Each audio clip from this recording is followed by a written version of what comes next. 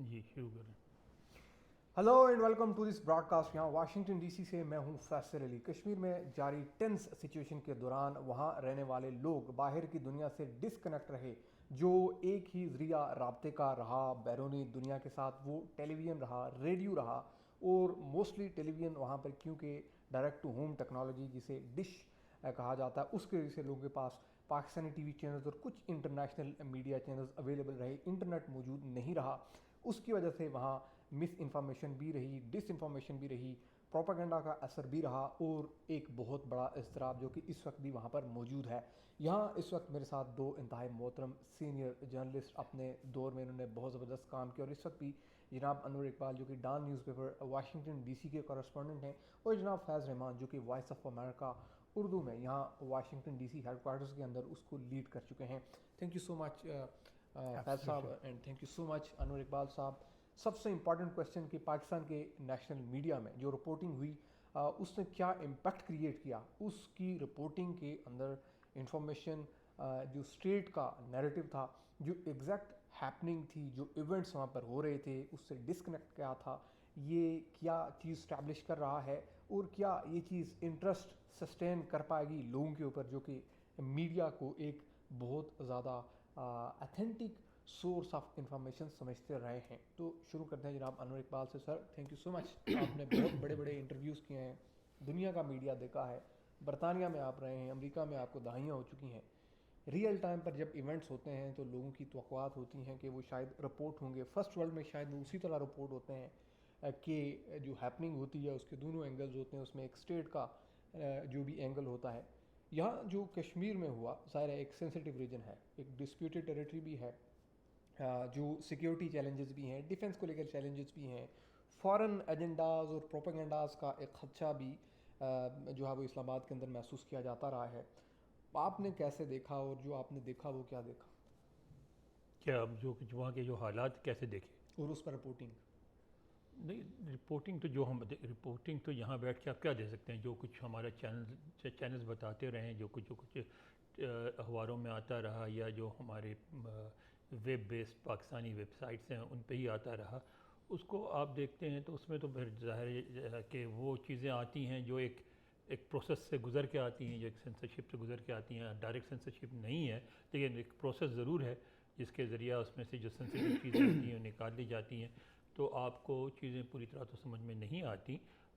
لیکن دیکھیں نا, آپ کو ہی شکایت نہیں ہے. پاکستان میں تو ایک زمانے میں سچویشن یہ تھی کہ لوگ اپنے آنکھوں کے سامنے جو کچھ ہوتا ہوا دیکھتے تھے, اس کے باوجود ویٹ کرتے تھے شام کو کہ B B C Urdu service میں کیا کہا جائے گا, اور جو B B C Urdu service میں آتا تھا اسی کو خبر مانا جاتا تھا. باقی لوکل میڈیا کو لوگ مانتے ہی نہیں تھے. ایک آدھ اخبار تھے جن کی تھوڑی بہت عزت تھی, ورنہ بالکل نہیں تھی, کیونکہ ٹی وی تو صرف پی ٹی وی ہوتا تھا. اب بہت سارے ٹی وی چینلز ہیں, لیکن وہ بھی چونکہ بالکل سب کم از کم پاکستان میں پرسیپشن یہ ہے کہ وہ حکومت کے محتاج ہیں اپنی آمدنی کے لیے, لہٰذا وہ بھی ان کی بات ماننے پہ مجبور ہیں. تو آپ وہاں ایک حد تک ہی بات آ سکتی ہے. لیکن اب آپ کی بات اگر آپ یہ کہیں کہ جرنلسٹ کی حیثیت سے مطلب ہماری, یا جو وہاں لوگ موجود تھے جو کچھ دیکھ رہے تھے, ان کی کیا ذمہ داری تھی؟ ذمہ داری بالکل یہ تھی کہ وہ واقعات کو صحیح بیان کریں. لیکن جب یہاں پچھلے دنوں جب پی ٹی آئی کے ہنگامے ہوتے تھے تو اس وقت بھی میں ان سے کہتا تھا, پی ٹی آئی کہ خود یہاں ایک جو ہیں شہباز گل صاحب, انہوں نے ایک پی ٹی آئی کے ڈاکٹر صاحب سے بات کی, انہوں نے کہا کہ یہ کیوں نہیں کرتے پاکستانی جرنلسٹ دوڑ پڑیں اور ایک دفعہ کر دیں اور سارا کچھ عمران خان کی حمایت میں اٹھ کھڑے ہوں, اس کے بعد دیکھی جائے گی.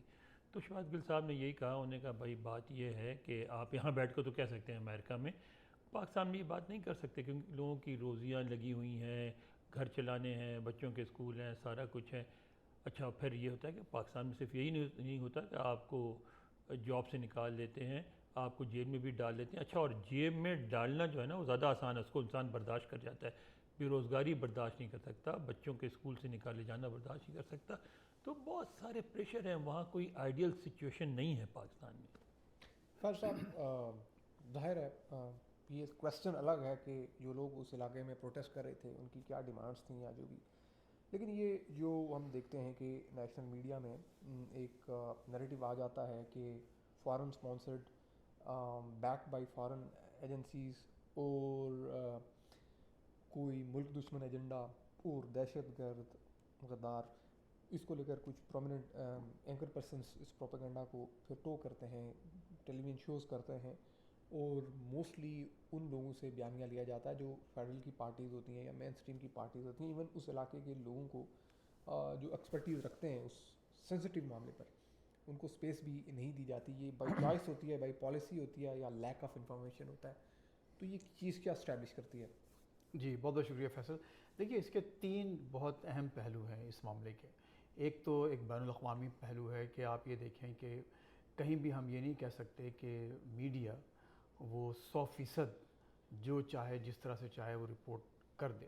اس میں بھی کئی ابھی جو ہماری اس ریکارڈنگ سے پہلے بھی جو گفتگو ہو رہی تھی، کچھ نارمز، کچھ رولز اور کچھ ٹریڈیشنز ہوتی ہیں جن کو فالو کرنا پڑتا ہے، اور کچھ نازک معاملات ہوتے ہیں جن کو آپ کو دیکھنا پڑتا ہے. اور اس میں سب ہم جانتے ہیں کہ خود امریکہ میں بھی یہاں پر بہت سی ایسی قدغنیں ہیں جو لوگ صرف اپنی مرضی سے، کم از کم سوشل میڈیا کو چھوڑ کر ایک پراپر میڈیا آؤٹلیٹس ہیں، وہاں پر آپ جو چاہے نہ لکھ سکتے ہیں اور جو چاہے آپ نہ کہہ سکتے ہیں، جب تک کہ وہ ایک پراپر اس میں نہ ہو. اور اس کی ایک وجہ ہے کہ دیکھیے جو ویسٹرن سوسائٹیز ہیں، اسٹیبلش سوسائٹیز، ان کا یہ جو آرڈر انہوں نے جو کریٹ کیا، چاہے اسے آپ ورلڈ آرڈر کہہ لیں یا جو بھی ایک سسٹم بنا ہوا ہے، اس میں صدیاں لگی ہیں بنانے میں. تو ایک یہاں کے جتنے بھی لوگ خود رہنے والے ہیں ان کو احساس ہے کہ ہم اس سسٹم کو، اس نظام کو چلنے دینے میں ہی ہمارا انٹرسٹ اور ہمارا مفاد ہے. تو یہاں پر بھی روک تھام کے ساتھ ہی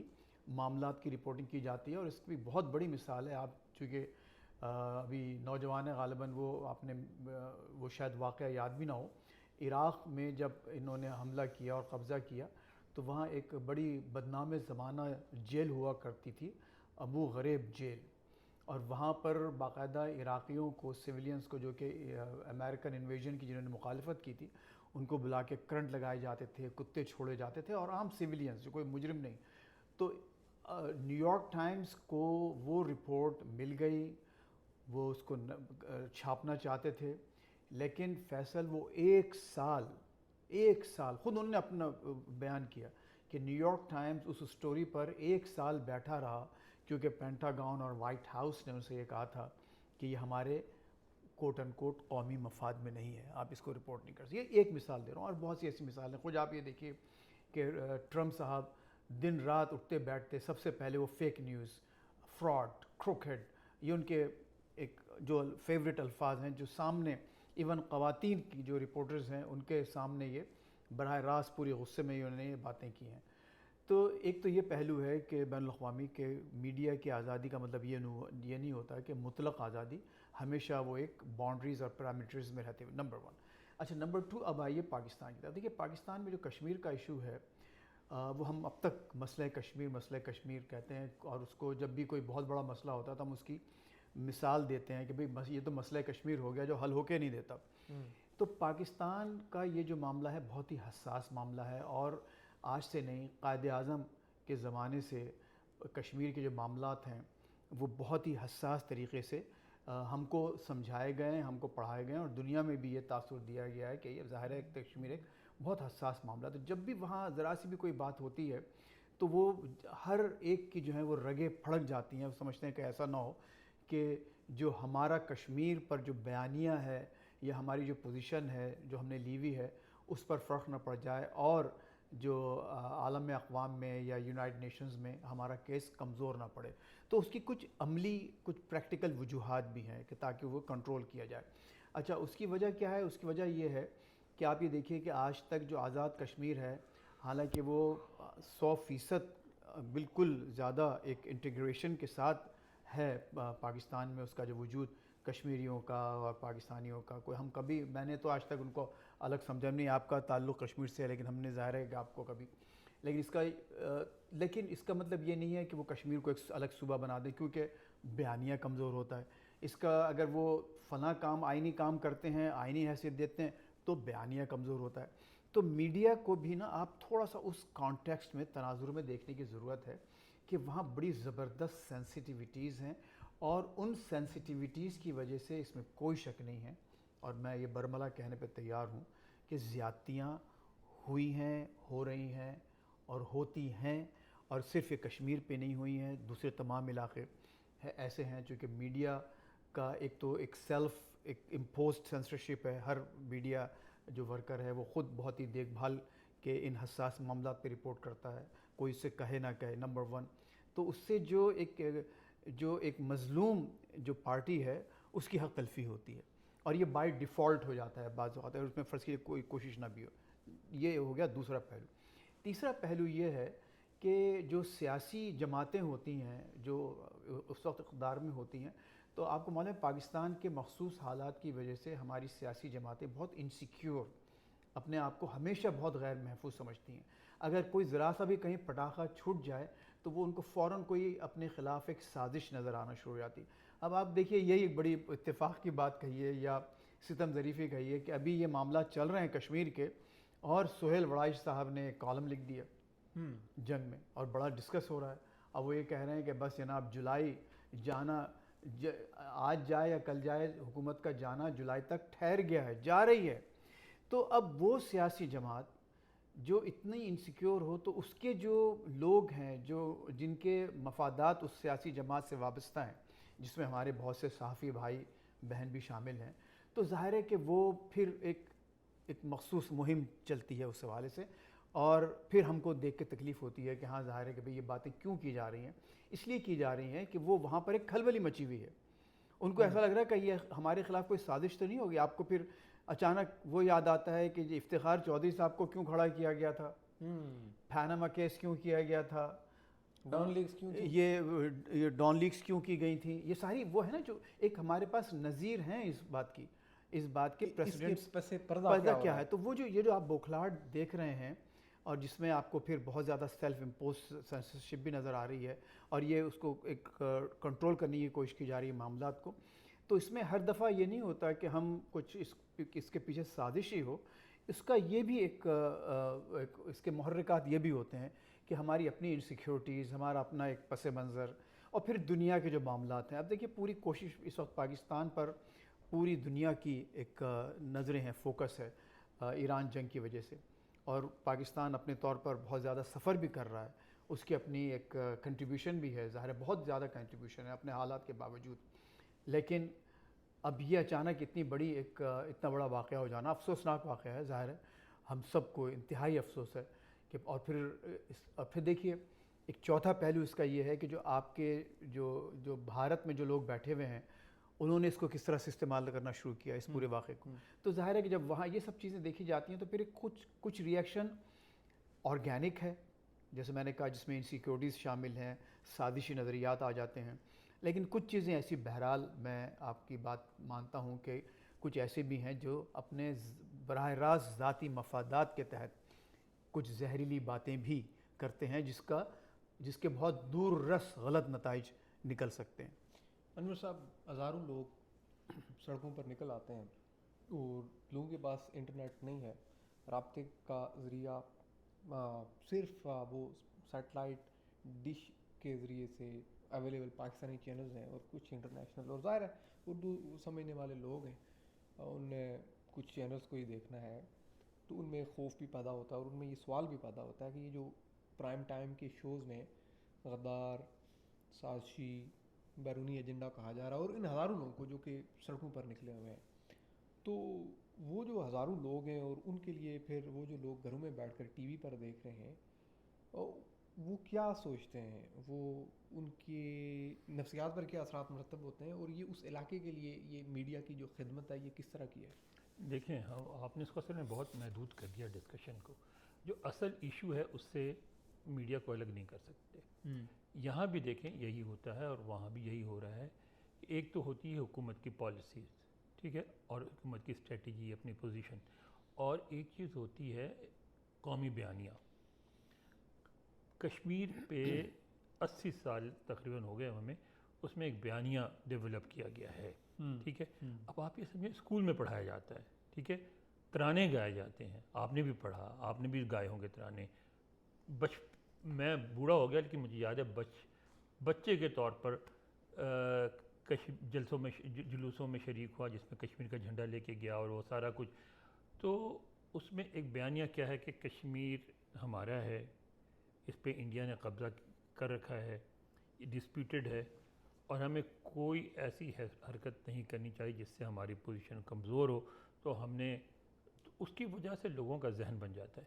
یہاں بھی آپ دیکھ لیں کہ مثلاً ہمارے خطے کے حساب سے، مڈل ایسٹ کے حساب سے، ان کے حوالے سے آپ دیکھ لیں کہ جو ایک امریکہ کا قومی بیانیہ ہے، ایک تو حکومت کی پوزیشن ہے، قومی بیانیے کے کوئی خلاف نہیں جاتا، کہیں نہیں جاتا، ایک ذہن بن جاتا ہے.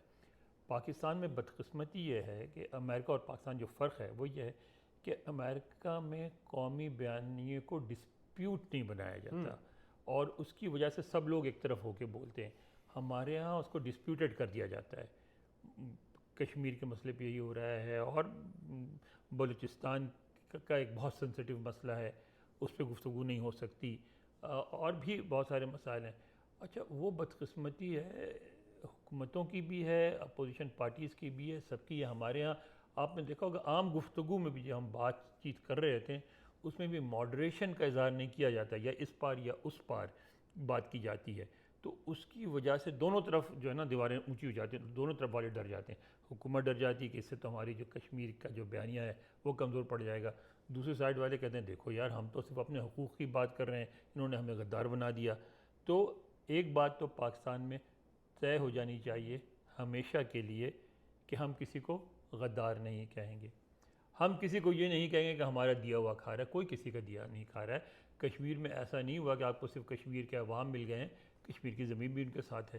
جہاں وہ صدیوں سے رہ رہے ہیں وہ زمین اس قابل ہے کہ ان کو صدیوں سے کھلاتی رہی ہے، جب بھی وہاں لوگ جا کے آباد ہوتے ہیں. پھر بہت سارے کشمیری ہیں جو مڈل ایسٹ میں، نارتھ امریکہ میں، یورپ میں کام کرتے ہیں، وہ پیسے بیچتے ہیں، ان کی آمدنی. تو ایسا نہیں ہے کوئی کسی کو نہیں کھلا رہا ہے، سب اپنی اپنی جگہ پہ قائم ہیں اور خود کفیل ہیں. تو جب بھی ہم اس طرح کی بات کریں گے کہ وہ ہمارا کھا رہے ہیں، کہ غدار ہیں، انڈیا کی بات سن رہے ہیں، وہ بات ان کو کم ہرٹ کرے گی جن کے خلاف آپ بول رہے ہیں، آپ کو زیادہ ہرٹ کرے گی، اور آپ سے بھی زیادہ آپ کے ملک کو ہرٹ کرے گی. تو ہمیں اس میں بہت احتیاط کرنی چاہیے.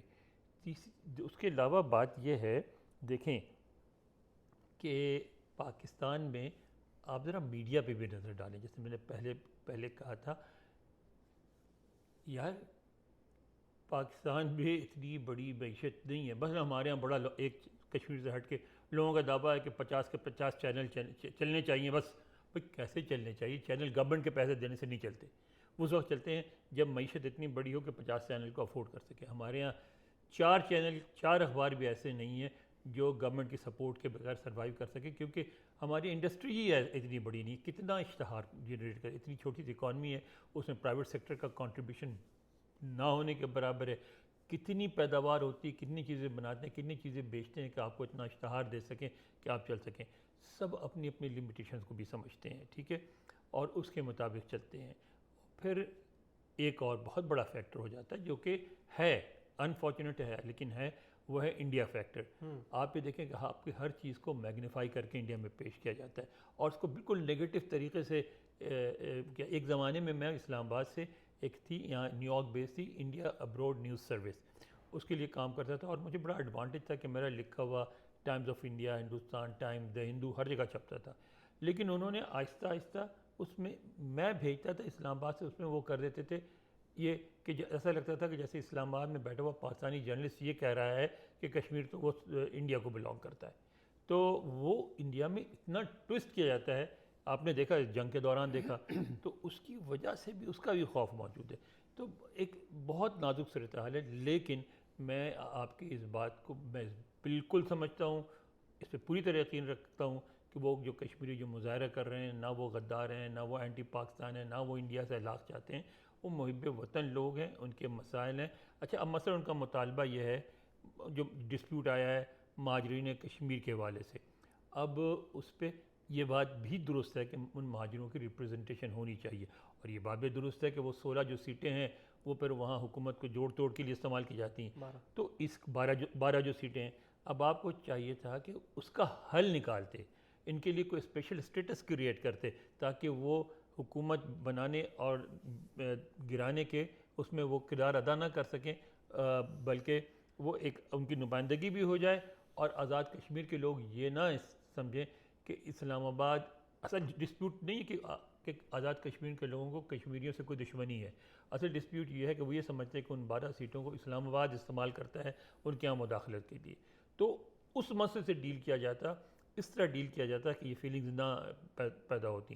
لیکن ہمارے یہاں ہم ایک بہت بدقسمت ہیں ہم اس لحاظ سے کہ دنیا جہان میں مسائل حل کرنے کی کوشش کی جاتی ہے, ہمارے یہاں مسائل کو نئے مسائل ہر روز کریٹ کیا. اب یہ کشمیر کا مسئلہ کبھی کوئی مسئلہ نہیں تھا, اب کریٹ کر دیا, اب اس کو ٹھنڈا کرنے میں ٹھیک کرنے میں برسوں لگ جائیں گے.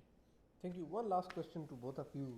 فیض صاحب, ایک ایسا علاقہ ظاہر ہے کہ جو انٹرنیشنل ریزولوشنس کے مطابق ڈسپیوٹیڈ ہے, اور ظاہر ہے کہ ود سم ایکٹس اور کچھ قانونی جو کنیکشنز ہیں اس کے ذریعے سے وہ فیڈرل کے ماتحت بھی ہے, لیکن اس کا ظاہر ہے کہ ایک ڈسپیوٹیڈ اسٹیٹس بھی برقرار ہے. وہاں پر پولیٹیکل ول ہے, وہاں پر یہ لیوریج ہمیشہ سے رہی ہے جو گزشتہ 70 سالوں سے چل رہی ہے, اور اس پولیٹیکل لیوریج کو رکھا گیا ہے کہ لوگ پاکستان کے ساتھ علاقے کی بات کرتے ہیں, لوگ الگ ریاست کی بات کرتے ہیں, تیسری بات تو کم ہی لوگ نہ ہونے کے برابر لوگ کرتے رہے.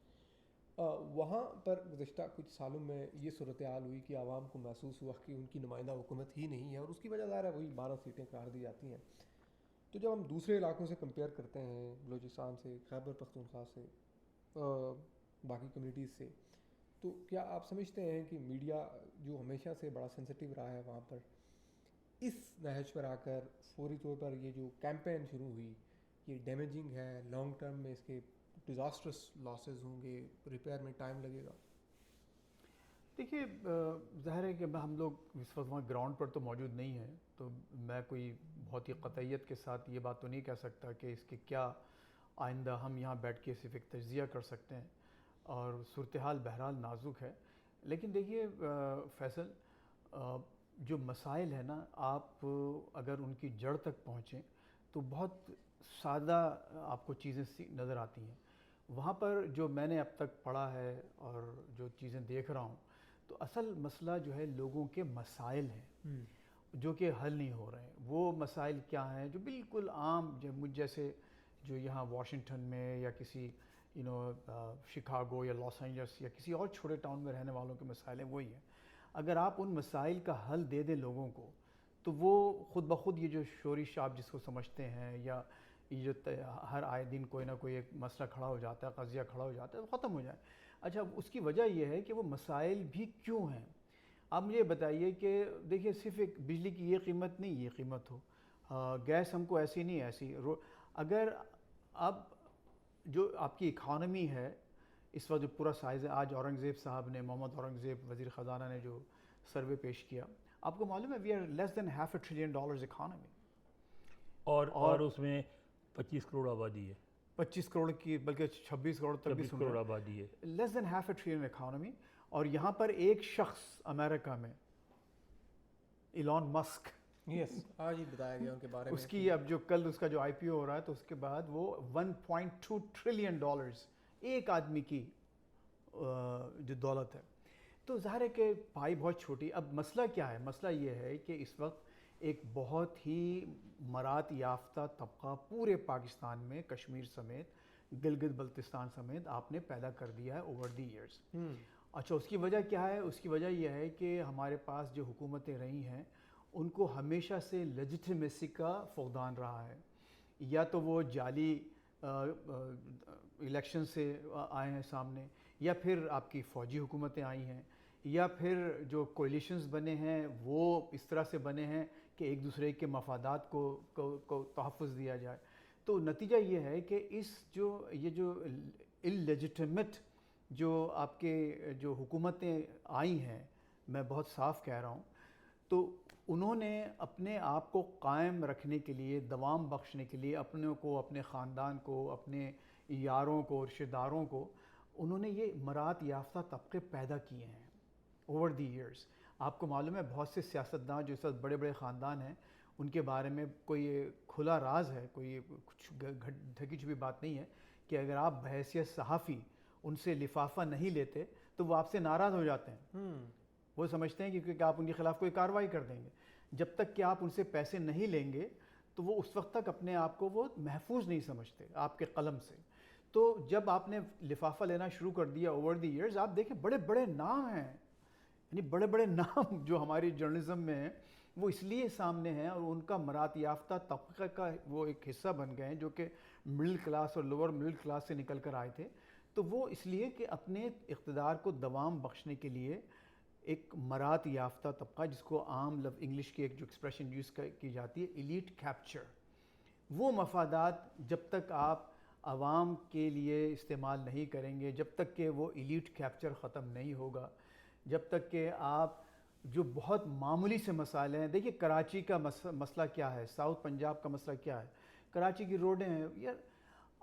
ابھی آج کی خبر ہے کہ ایک چپڑاسی کوئی ہیں وہاں کسی وزیر کے، کسی بڑے آدمی کے، وہ پوری وہاں جو قبضہ مافیا ہے کراچی کو اس کو سنبھالتے ہیں اور اربوں روپے کے مالک ہیں. وہی اربوں روپیہ جو کہ دبئی، لندن اور نیو یارک میں آ کر حرام کی کمائی کے طور پر انویسٹ ہوتا ہے، اگر وہ صرف کراچی کی سڑکوں پر یا آزاد کشمیر، مظفر آباد جیسے علاقوں میں اگر صرف ہو تو کوئی ایسا مسئلہ نہیں، لوگ باہر نہیں نکلیں گے.